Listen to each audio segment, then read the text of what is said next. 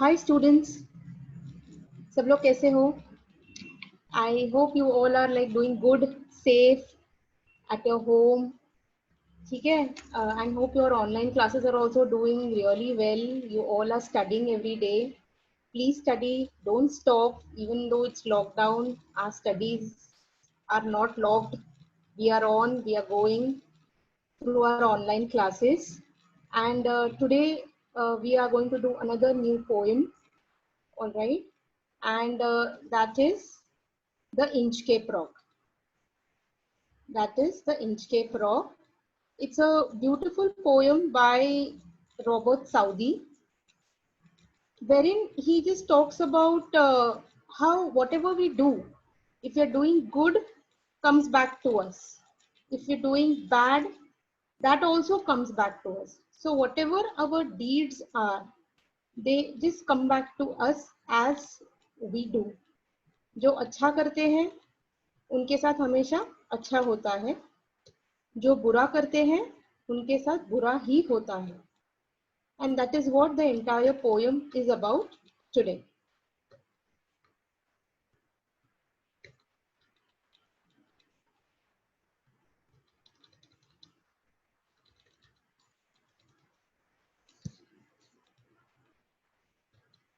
See, 2.3, The Inchcape Rock by Robert Saudi.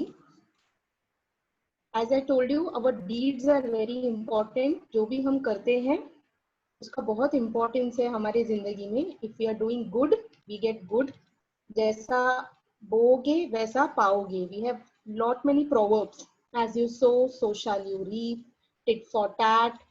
All right. What goes around comes around. All right. Life is a full circle. ये सारी बातें आपने हमेशा सुनी रहेंगी. And the same thing is followed in this particular poem as well. ठीक है. Now this poem is in form of a ballad. BALLAD, as you can see in the first point. Okay. Now look at the second point. It's a long poem which narrates a story with a moral. All right. Ballads are poems. Long poems थोड़े लंबे होते हैं, जैसे कि ये poem है जिसमें 17 stanzas है. But the best part is they are all rhyming.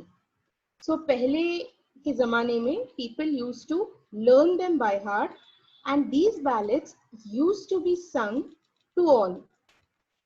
हर गांव, हर गली, every generation onwards, people used to continue singing these ballads. So this Inchcape Rock is also a ballad. Third point, it was made rhyming so that it could be remembered and sung. All right. It was based on the rule of the nature which says, as you sow, so shall you reap. All right. This is something I exactly told you right now. The poem has 17 stanzas. All right. With rhyme scheme AABB, which means the first line rhymes with the second line and the third line rhymes with the fourth line. AA का मतलब है कि पहले और दूसरा line rhyming है. उसी तरह BB means third line rhymes with the fourth line. All right. So see, this here comes the first stanza. No stir in the air, no stir in the sea. The ship was still as she could be. Her sails from heaven received no motion. Her keel was steady in the ocean. So students, as you can see, the first line C and the second line B are rhyming. Motion in the third line rhymes with the word ocean in the fourth line. Now here, let's just go on to understand what is the meaning of these 4 lines. In these 4 lines, the poet begins by saying that the sea, it's a location of a sea, all right, samandar ka location hai, wherein there is just no movement in the air. There is no movement in the air, hawa bilkul nahi chal rahi thi. Everything was very quiet. The ship was also absolutely very still, very quiet. Her sails from heaven received no motion. Ships have sails. Sails are pieces of cloth, long piece of cloth which was tied to it so that it could move in that direction. Okay, so her sails from heaven received no motion. The sail was also very still, not moving. Her keel. Now student, keel is the bottom part of the ship. Okay, that also was very, very steady. कील मतलब ship के नीचे का जो part है उसको कील कहते हैं. All right. So no stir in the air, no stir in the sea. As you can see, the words are repeated and it's a repetition. The figure of speech here is repetition. The ship was still as she could be. So as you can see, students, the ship is personified. The ship is given human quality. Personification is a figure of speech where human quality is given to inhuman objects. Okay, human quality is given to inhuman objects. Hindi में कहेंगे कि कोई मानवीय गुण दिया जाता है किसी भी अमानवीय वस्तु को. All right, so your ship is called as she, means she's referred to as a lady, as a woman. Okay, let's read the sentences, the explanation in the slide. In the first stanza, the poet describes the calmness of the sea and sets the natural setting. मतलब जब हम poem पढ़ते हैं, so we get an idea in our mind, we get an image in front of our eyes. All right, and what that image is? That image is of a beautiful scene of a sea, and in that sea there's a ship which is very, very still. The sea was calm as there was no movement in the air. That is why the ship stood still. All right. The sails of the ship were not getting any thrust. Thrust means push. In olden days, students, we need to understand that the ships were never used to work on fuel. They used to work on the winds, the sails, the big piece of cloth, triangular piece of cloth, which was tied to the ship. All right, and that sail used to move in the direction of the wind. So the sails of the ship were not getting any thrust from the air and were erect. ठीक है, बहुत ही शांत वातावरण था. All right, its keel, as I told you students, keel is the base of the ship. Its keel, which is a metallic or a wooden piece, offering support to the whole structure of the ship. All right, that's the base of the ship. So the keel was also very, very steady. Now I explain the figures of speech to you. First line is alliteration. It's also repetition. I'll go back to the stanza 1. As you can see, first line is alliteration. It is also repetition. Alliteration means where one letter, sound of one letter is repeated for poetic effect. So that's alliteration. All right. The second line also we can say is an alliteration because again the sound of S is continued. All right. But the second and third and even the fourth, students, all three lines are personification because the ship is referred to as a woman. So you can notice the pronouns she and her. जिससे हमें पता चलता है कि the poet has called the ship a woman. All right, we move on to the second stanza now. Without either sign or sound of their shock, the waves flowed over the Inchcape rock. So little they rose, so little they fell. They did not move the Inchcape bell. अब समंदर के बीचों बीच एक छोटा सा द्वीप था. There was a rock. all right, sort of an island we could say, but that rock was not seen, all right, that rock was not seen when the waves were flowing really high. ठीक है, जब समंदर बहुत तेज चलता था, when the waves are flowing really high, that Inchcape rock was not seen. ठीक है, इसलिए अक्सर क्या होता था कि many of these ships they used to come in contact with this rock and they used to sink. ये जो ships जो है, they used to come and they used to collide with the rock and they used to sink. डूबते थे. जब एक कोई नाव टकराती थी इस पत्थर के साथ, बिकॉज वो पत्थर दिखता नहीं था. ठीक है, इसके लिए there was somebody who had tied a bell on that rock. उस रॉक पर, उस द्वीप पर किसी ने एक बेल लगा दिया था. ठीक है, अब जब समंदर की लहरें बहुत तेज होती थी, जब ऊपर तक आती थी, that time this bell used to ring. All right, students, that time, only that time. So when the waves were high, the bell used to ring. So people who could not see the rock could hear the sound of the bell. And hence that time they used to be alert that there is some kind of danger over here and we should not be going in there. All right. So let's read. The second stanza describes the mild sea waves. The sea waves, as we read in the first stanza, sea was very quiet. All right. And so the ocean waves, they just flowed gently over the Inchcape rock. Okay?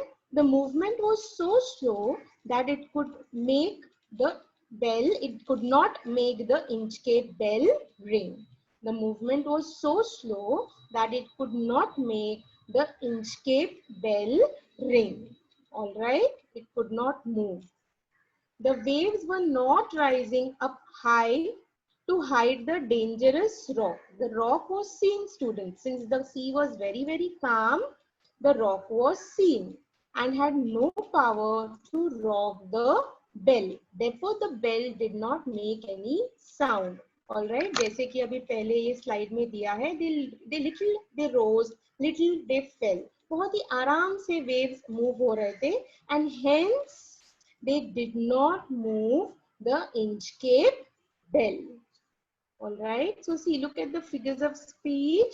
Now here, first line, again, it is an alliteration. The sound of letter S is repeated, okay, in the word sign, sound, shock. All right, look at the third line. Rose means to rise, upar uthna, and fell is to fall.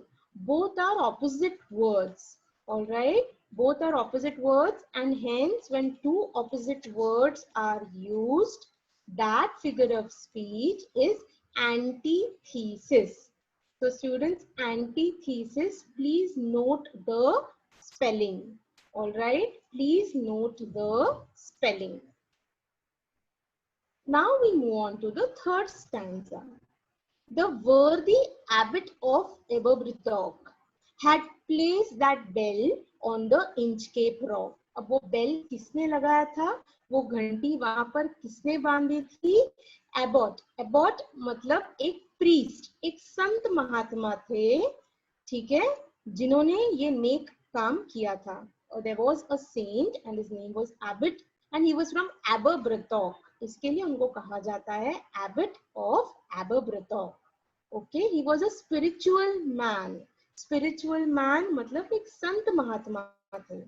When he knew that the danger posed by the submerged rock, submerged मतलब पानी के अंदर, ठीक है, for the passing ships, ठीक है, a collision between the ship and the rock could make the ship sink. A collision between the ship and the rock could make the ship sink. And hence he had tied that bell. Okay, third line, on a buoy. Buoy is kind of a floating stand. Buoy is the kind of a floating stand. BUOY. O-Y. On a buoy in the storm, it floated and swung, and over the waves, its warning rung. All right. Every time there was a storm, har bar, there was a storm in the sea. All right. This bell, the waves used to reach the bell. Okay. It was tied in such a way that the waves, the strong waves, could reach the bell. And every time there was a storm, it used to give out a warning to all the sailors. Okay, see, it's already given in the first point. His intention was to warn the sailors about a possible collision. Collision matlab takkar. ठीक है, accident. So he hung a large bell atop. Atop means on top of a buoy. Buoy is, I told you, a floating stand, and had it anchored to the rock with a chain.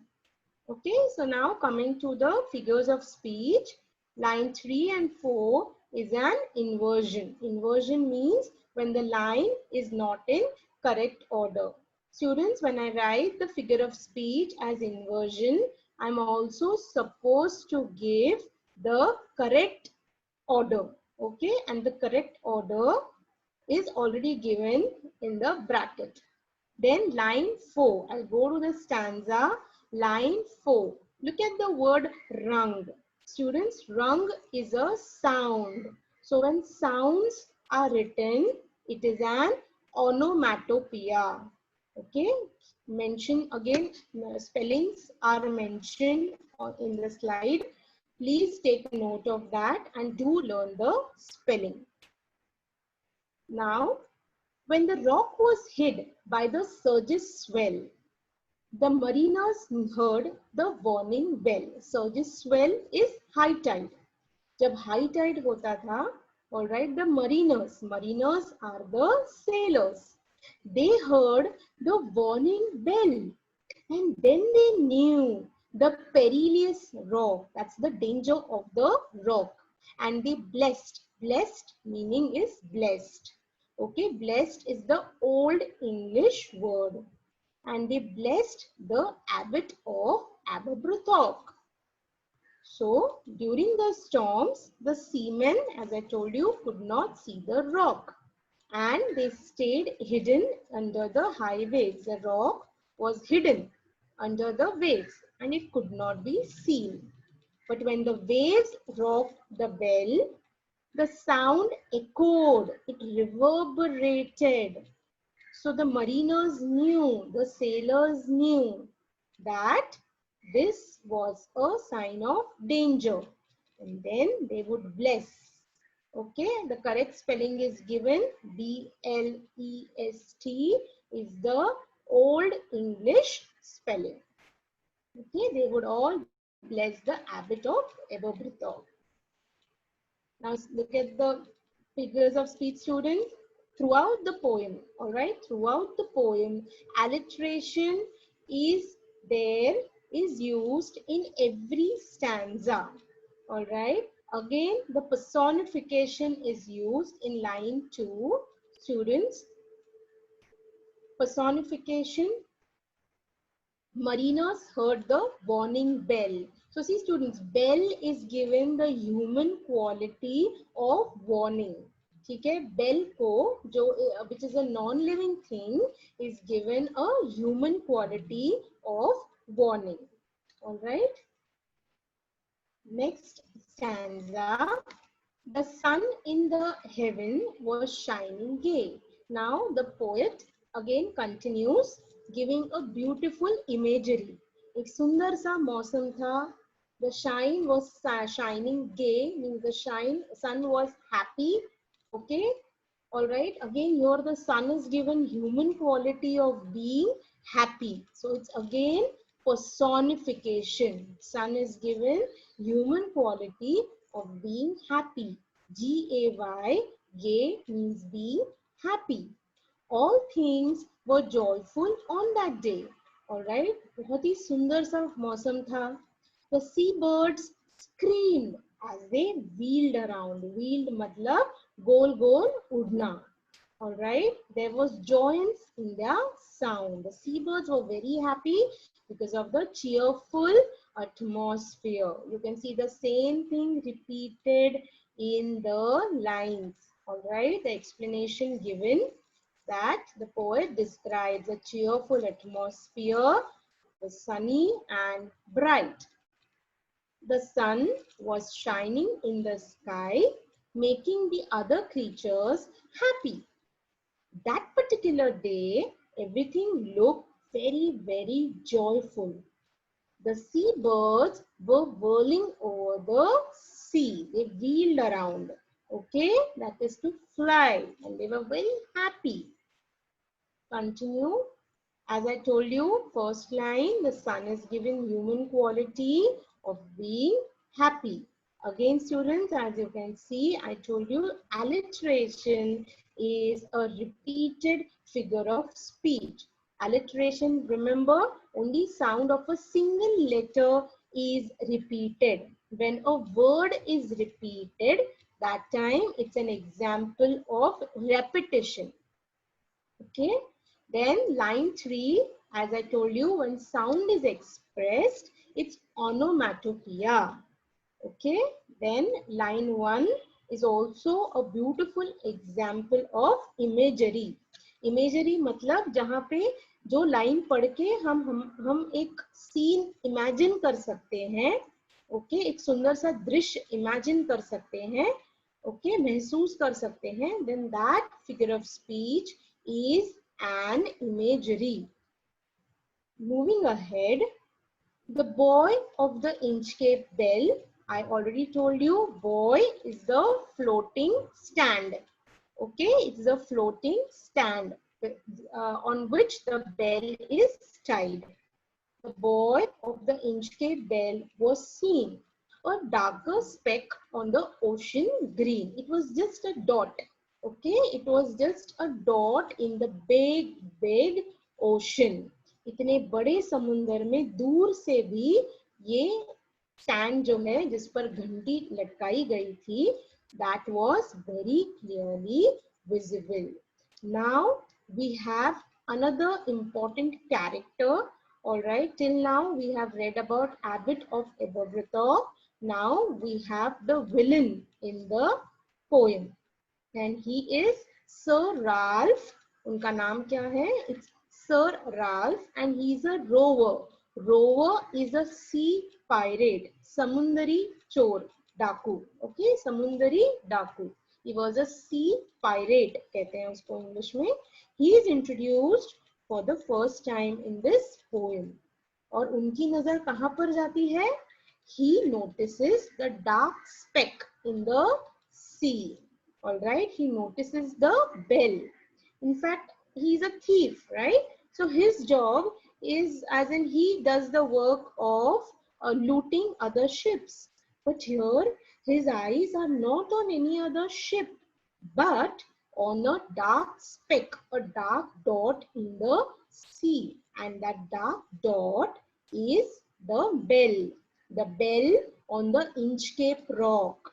The bell which is tied to the buoy. All right, buoy, remember, is a floating stand.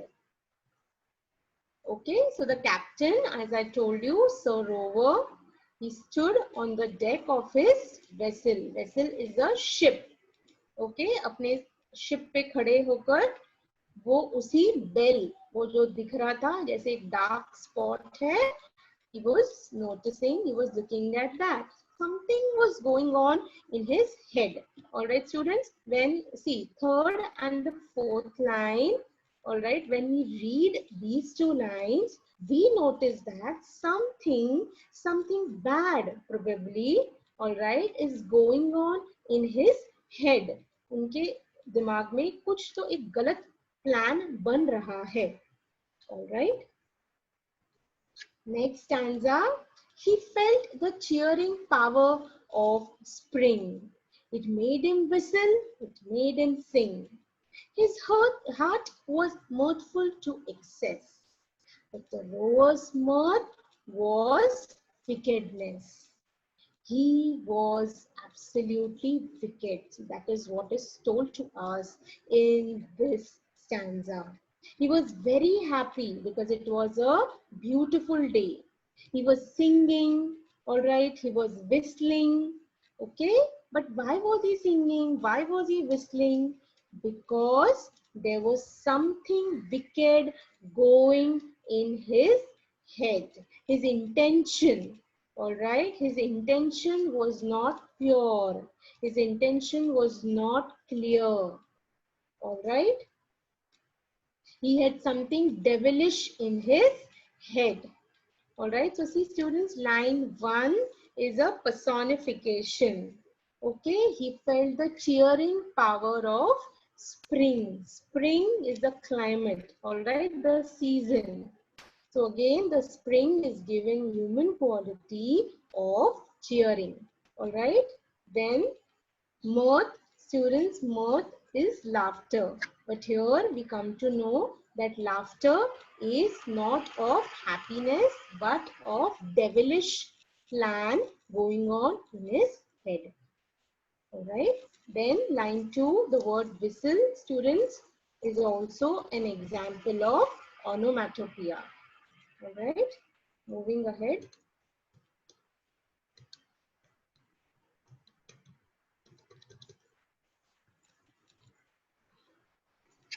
Next stanza, his eye was on the Inchcape float.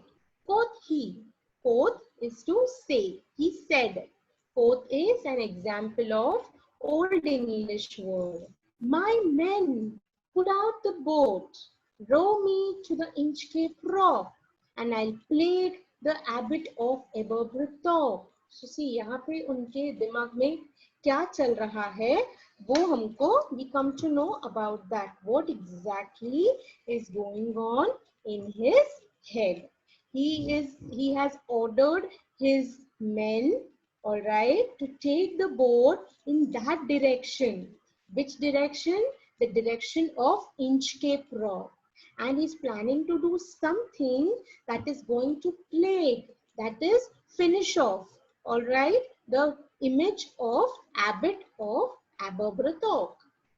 All right, let's read the explanation. The devilish thoughts lurking inside the dark mind made him cook up an evil plan. All right, there was something going on in his dark mind. Okay उसके उनके गंदे से ऐसे शैतानी दिमाग में कुछ तो ऐसा चल रहा था because of which he had come up with an evil plan. Okay, his plan was to destroy the good work of the abbot by destroying the bell and wreak havoc on the passing ships. तो वो क्या करने वाले थे? He planned to cut off the bell. All right, cut off the bell. So as to what would happen because of that? The ships coming in that direction, probably they will collide with the dangerous rock and they will sink, and then nobody will bless the abbot of Aberbrithorpe. Okay, he was very jealous. So this line, this stanza, students, it tells us what kind of a devilish man the rower was. Sir Ralph was. The captain, okay, ordered his men to lower his boat. All right, so he could get close to the buoy, the floating bell, in order to uproot it. All right. Plague. Your plague means trouble. Destroy the fame of abbot. Abbot को जो सब लोग दुआएं देते थे, वो उसको मंजूर नहीं था. All right. The boat is lowered, the boatman low. So now from a ship, all right, most of the big ships, students, usually have a small boat. Okay, so they lower a small boat and Sir Ralph gets into that small boat and he goes to the Inchcape Rock.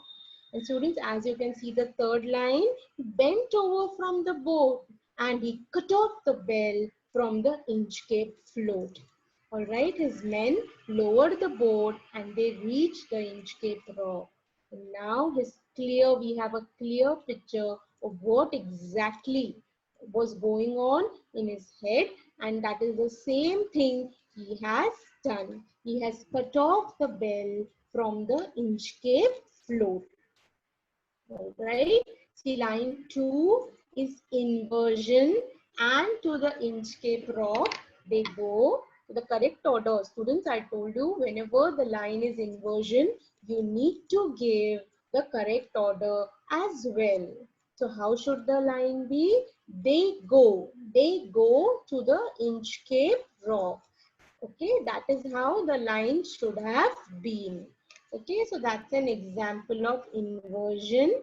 All right, then we also have alliteration. Every stanza has got at least one line which is an excellent example of alliteration. All right, next stanza. Down sank the bell with a gurgling sound. When something, something that goes inside the water makes a typical gurgling noise, a sound. All right. So again, an excellent example of onomatopoeia. Gurgling is a sound. So when sound is expressed, it is an example of onomatopoeia. The bubbles rose and burst around. All right, the bubbles rose. There were bubbles when something sinks. All right, when something sinks in the water, there are bubbles that come out. Quote, again, quote means said. Now see how proudly he says, next who comes to the rock won't bless Abbot of Aberbrothock. So see how jealous he is. These lines, these two lines, they tell us of his jealousy. All right, he's done all this. Otherwise, there was no need for him to go to that Inchcape rock. He was a pirate, and he actually had to go and loot other ships. But this is something he was not expected out of him. And he is very happy about it. He is very proud about it. Okay, so let's read the explanation. As soon as Ralph cut the rope, the bell of Inchcape sank down into the deep water, creating a gurgling sound, causing bubbles to rise and burst on the surface. Deriving immense pleasure, he felt satisfied that the bell would save no more ships, and the seamen would no longer bless the abbot. So he was very happy, he was very satisfied. So students see the kind of behavior that Sir Ralph is showing. He is extremely happy after causing a nuisance, a permanent disaster. Yes, it is a permanent disaster, a permanent trouble. And remember, as I told you in the beginning of the class, what goes around always comes around. All right, as we sow, so shall we reap.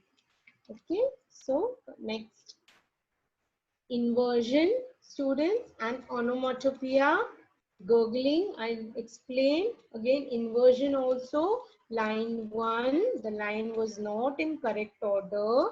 All right, going to the next stanza. So Ralph the rover, he sailed away. He was a sailor, he was a pirate, he was a thief. All right, he scoured the seas for many a day. He traveled many seas from one place to another. He was rich. Third line tells us now he was rich with plundered store. Plundered means looted. All right, stolen. There were many ships probably which were sinking because they did not hear the bell. And these ships which were almost sinking, he had probably plundered all their stores. Plundered is to steal. He steers his course for the Scotland shore. Now he planned to come back to his own shore, or his own country, and that is Scotland. All right. Proud of his deed, Sir Ralph set the sails on a new journey across many seas and over many days. All right. So this is like now we have moved along. We are moving in future. He has moved. He has sailed for many days. He has looted many ships. Okay. He was a pirate and robbed many ships, which met accidents, crashing to the Inchcape Rock. And he has become a rich man now. And thus, after collecting the treasure, he was heading back to his own country. All right, but he was not aware of the danger ahead. So thick a haze overspreads the sky. Now students, you can compare stanza 12 and the earlier stanzas. In the earlier stanzas, we come to know we are given a beautiful day, okay, wherein everything is very quiet, the sun is shining, all right, and Sir Ralph, all right, Sir Ralph Rover is also very happy. He's singing, he's whistling. It's a beautiful day. The birds are singing, they're flying in a circular motion everywhere. But here now, students, this is just very opposite image. Okay, this is an image of danger. So thick a haze. Haze, I have given down the meaning. It's a fog. The fog was spread out in the sky. So when the fog is there, students, we cannot see what's ahead of us, what is in front of us. So here the sailors also could not see the sun anywhere. All right, the wind was also blowing a gale all day, and by evening, even it had died away. The evening was also over. It was dark.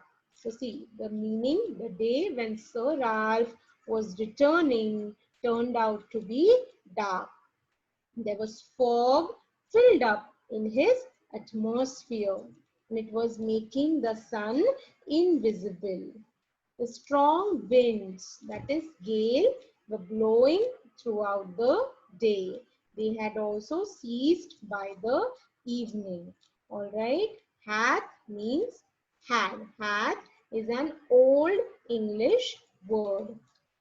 On the deck, the next stanza, on the deck, the rover takes his stand. He was the captain of the ship. So he had to decide what is to be done next. So he stood on the deck of the ship, trying to see if there was some land close by. But it was so very dark that there was nothing that could be seen. Again, Sir Ralph, he told his men who had panicked, his people, his men on the ship were panicking. And so he told them, don't worry at all. It will be lighter soon and there will be dawn of the rising moon.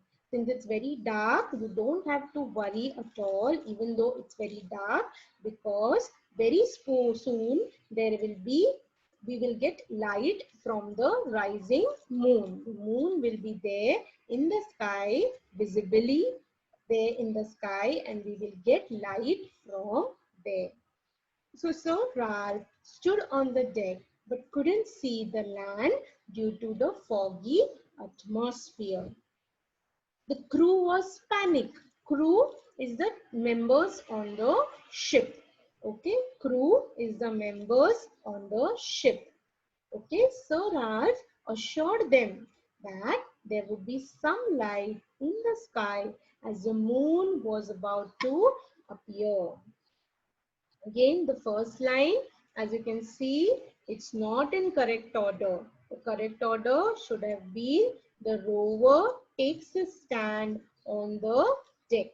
So when I repeat, whenever this inversion, you need to give the correct order of the line also. Right? Everywhere, students, almost all the stanzas, the first line rhymes with the second, and the third line rhymes with the fourth. Stanza 14. Can't steer. You will find a lot of old English words. Can't means can't. Can't hear. The breakers roar. For me thinks we should be near the shore. Now, where we are, I cannot tell, but I wish we could hear the Inchcape bell. So see, you're one of the crew members, all right? He is saying that we cannot locate the position of the ship, all right? And the coastland, as the waves are quite mute. We cannot see anything, nor can we hear anything. And now students, see here, he is repenting. The members on the ship, the crew members, they are all repenting. Oh, how we wish we could hear the Inchcape bell. Because students, Inchcape bell also used to tell them the direction. Because when they knew the bell was here, so they knew the direction. So probably if it was east or west, whatever direction they had to go, they could decide very well. Okay, so see, one of the crew members said he could not locate the position of the ship and the coastland as the waves were receding into a mute conspiracy. He was also lamenting. Lament is to complain in a worried tone that there was no Inchcape bell to warn them of the nearing rocky coast and to ease their fears. There was nothing that could warn them. All right, so they did not know where exactly they were, and they were very prone to danger. In case if they collided with the Inchcape rock, then nobody could save them because they had already cut off the bell. All right, students, see, can't, methinks, they're all examples of archaic English. Archaic is old English. You can get a question in the exam. All right, pick out words which are example of archaic English. They will not use the word old. They will use the word archaic. Okay. And again, line 1, see students, roar is a sound, and when the sound is expressed, the figure of speech is onomatopoeia. Moving to the next stanza, they hear no sound, the swell is strong. They hear no sound at all. All right, the sea, the waves are quite high. All right, now the waves are very, very high. The swell, the current is strong in the sea. So students, you can notice the first line is again alliteration. Okay, sound, swell, strong, all start with the letter S. Though the wind hath fallen, they drift along. All right, the wind was there, as in, but they just moved along because they did not know where to stop or what to do.